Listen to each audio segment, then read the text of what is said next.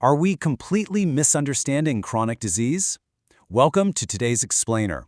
We're going to dive right into a highly provocative text that challenges the modern medical industrial complex and offers up what it calls a sovereign metabolic blueprint. So let's unpack these arguments step by step and see how the source asks us to rethink the standard paradigms of health and medicine. Okay, let's kick things off with a totally fascinating question the source uses to point out the core irony of how we treat lifestyle diseases today. Are you suffering from a metformin deficiency? I mean, it sounds kind of absurd when you say it out loud, right? The author uses this exact question to highlight that when someone develops type 2 diabetes, they aren't suffering from an innate lack of a synthetic drug. And the exact same thing goes for hypertension. Nobody actually has an innate lisinopril deficiency. This really sets the stage for the text's central thesis, that we are fundamentally misunderstanding the nature of chronic illness. The author's whole main argument is perfectly captured right here. The source asserts that drugs like statins and metformin absolutely do not address foundational deficiencies in the body. Instead, they just suppress symptoms. Sure, they might increase your lifespan, but, and the author points this out as a massive but, they drastically reduce the actual quality of your life. The argument is essentially that you end up suffering way more from the side effects of lifelong chemical interventions than you would if the root cause was just fixed in the very first place. Now, this beautifully illustrates the text's contrast between two completely different paradigms of care. Let's think about the acute caregiving model. Say you have scurvy. That literally means you have an absolute deficiency of vitamin C. So you provide that exact missing nutrient and boom, the system resolves. The root cause is actually cured. But the chronic disease reality? That operates entirely differently. The author argues that chronic diseases are states of systemic overload. So when we apply a symptom-muting drug, the upstream decay just keeps on going. We aren't really curing anything at all. We're just artificially making a lab report look better. Because these drugs are synthetic pathway modifiers, they effectively hijack your biological mechanisms. For instance, the text points out that metformin suppresses hepatic gluconeogenesis, which is really just a fancy scientific way of saying it stops your liver from releasing sugar. Meanwhile, statins block an enzyme in the liver to lower circulating cholesterol. But here's the catch. While the drug artificially pushes your numbers down, the foundational, everyday behavioral inputs remain totally compromised. The author vividly describes this by saying, the disease engine continues to idle in the background. The drug just becomes a permanent prosthetic that masks the ongoing, silent destruction of the body. Section 2. The cellular toll. Why suppression fails. According to the bioenergetic perspective laid out in the text, there's a massive systemic toll here. Let's look at statins, for example. Statins don't just block cholesterol synthesis. By doing so, the source explains, they simultaneously paralyze the production of coenzyme Q10 right inside your cells.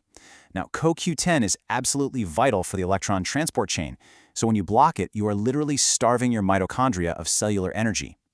The author uses this specific biochemical mechanism to validate what patients complain about all the time, directly linking the drug to the onset of myalgia or muscle pain, chronic fatigue, and that pervasive, everyday cognitive fog.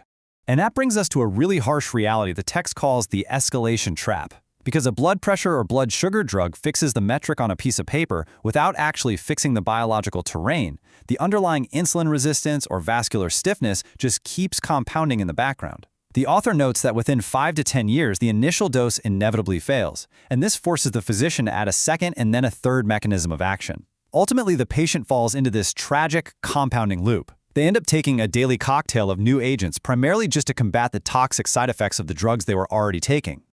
Next up is a really interesting section, the wellness illusion, gyms and superficial optimization. The author argues that treating health as this fragmented commodity simply does not work. You might do 45 minutes of frantic cardio or hit a Zumba class 3 times a week, but if you return immediately to a lifestyle of sleep deprivation and an inflammatory, high-fructose, ultra-processed diet, well, nothing changes at the cellular level. The text states it pretty bluntly. You absolutely cannot out-train an industrial diet. The mainstream wellness industry is basically just selling a superficial aesthetic high, while your actual metabolic interior, like your cellular insulin resistance and visceral fat, remains completely untouched and decaying underneath it all. This leads us to a pretty startling observation made in the source material. Why do doctors suffer from higher rates of chronic disease than the average population? I mean, you would think the ultimate experts in health would be the healthiest among us, right? But the text frames the modern medical professional as the ultimate casualty of the high-stress system they themselves operate. So let's break down exactly why this happens. The text points to a massive lifestyle deficit.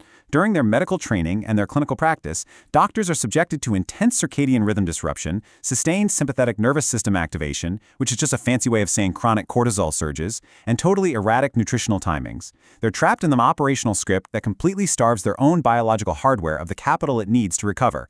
And furthermore, because their entire education is built on a diagnose and medicate model, they have a major blind spot. The author notes they attempt to manage their own health using the exact same pharmaceutical band-aids they prescribed their patients. They fall victim to the exact same cycle of vitality loss. All right, so how do we fix this? Here is the Sovereign Metabolic Blueprint, 3 steps to restoration. The source lays out a strict plan. Step 1, reestablish sleep integrity. Step 2, eradicate industrial inputs. And step 3, deploy heavy iron. Let's look closer. First up, we absolutely have to stop treating sleep as some luxury asset that we can just trade away for productivity. The text identifies sleep disruption as a primary, upstream driver of insulin resistance and systemic inflammation. So the protocol demands an unyielding 7 to 8 hour recovery runway. And this isn't just about time in bed. It involves eliminating artificial blue light after dark and getting direct morning sunlight right into your eyes. That helps anchor your master biological clock and fights off that foundational insulin resistance. Now for step 2. The source demands we completely bypass the processed food sector. That means fully eradicating the carbohydrate and seed oil fire hose that makes up the modern industrial diet. Instead, the author instructs us to base our nutrition entirely on single-ingredient, bioavailable proteins, native healthy fats, and fiber. The goal here is definitely not a fad diet. It's actually about forcing the body to regain its ancestral evolutionary ability to seamlessly switch back and forth between burning glucose and oxidizing fat for fuel. Finally, we reach step 3. The text argues we must completely shift our training philosophy. The author advises ditching those empty, calorie-burning endurance classes. Instead, we need to deploy high-utility physical stress, specifically, heavy resistance training. And the reasoning is purely metabolic. Your skeletal muscle is literally your body's absolute largest glucose sink. By actively building dense, metabolically hungry muscle mass through heavy iron, you drastically increase your insulin sensitivity, entirely independent of any lifestyle medications. Plus, you completely fortify your body against age-related decline.